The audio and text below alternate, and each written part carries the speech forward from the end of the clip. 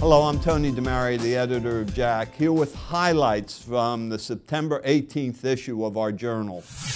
The first study I'd like to tell you about is the so-called UPBEAT study, and this is a study in about 100 patients with coronary artery disease and depression to see if exercise compared with antidepressive medications could be effective in reducing the psychological changes and biomarkers in these patients.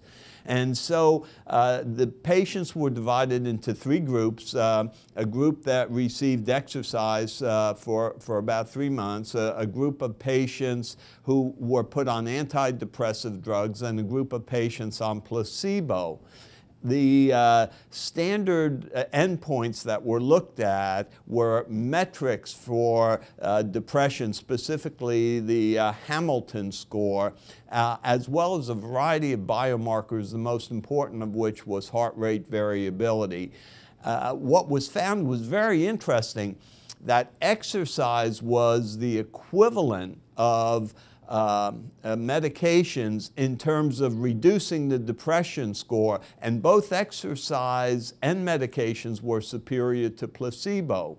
Now, heart rate variability was also improved. So this study really raises the question. We have modalities, simple modalities like exercise training, that can reduce depression in coronary patients. Can this reduce events? Because previous studies with medications have really not yielded very positive results.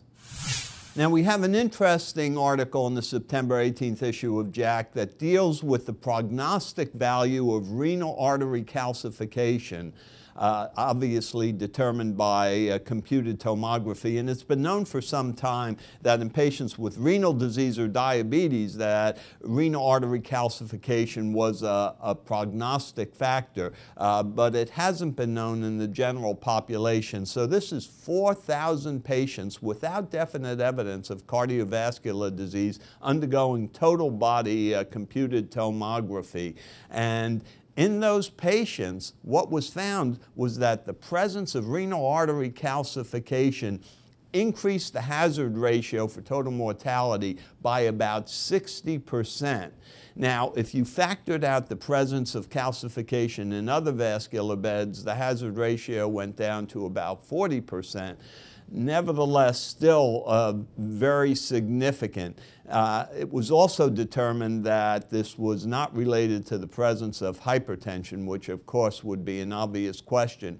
So frankly, it's not clear to me how many patients might be undergoing some radiologic procedure in which renal artery calcification would be detected, but it does appear quite clear that the presence of renal artery calcification is a significant prognostic marker, even in patients without evident cardiovascular disease.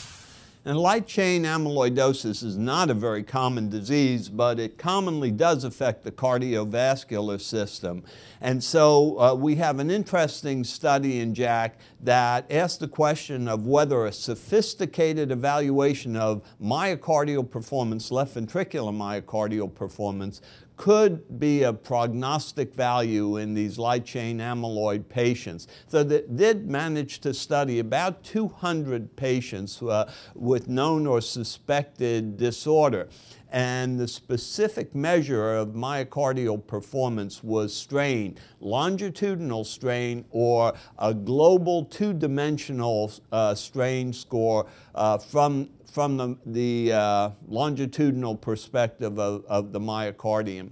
And what was found was that, in fact, both the longitudinal strain and especially the global two-dimensional longitudinal strain score were of great prognostic significance in overall events.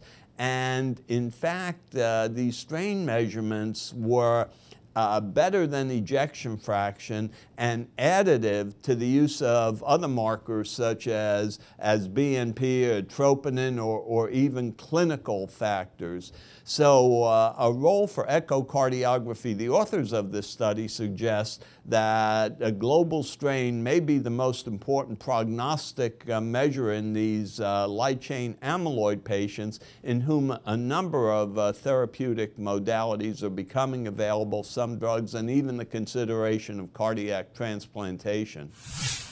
So again, in this issue of JACC, some clinically actionable types of new information.